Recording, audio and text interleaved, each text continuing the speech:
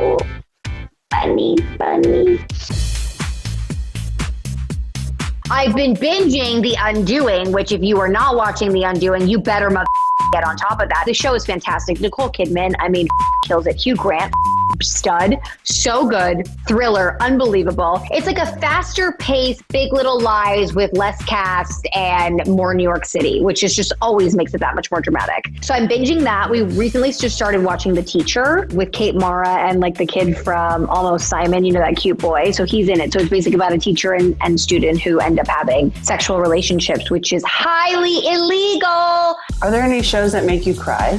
I don't cry. I try. Sometimes I get very upset at night and then I try to be like, okay, now's your moment. Now's your moment. You're in the shower. I just can't do it. I am Cameron Diaz in The Holiday. Yeah, I know. I get it. I'm already there. I asked my therapist 2 weeks ago, I'm like, am I supposed to be crying? And she goes, no, there's no right or wrong answer, which is always kind of a trap because she's probably in her mind like, why is this bitch not crying? But yeah, I don't cry that much. I cry when like there's a puppy with one leg. Then I'm like, you know, I've been doing really intense therapy, you know, my EMDR. Where I'm tapping on a desk like a crazy person 2 hours a week. I'm really beginning to understand the reasons why I've done certain things in my life and I've acted in a certain way. And now that I've been able to understand that person, I have more empathy for her. So I'm really breaking through. Joking aside, I really want it to be a priority for me to have as calm of a mind as possible before I gave birth, because I really couldn't just put all my on my kid. You know, those mothers are never good.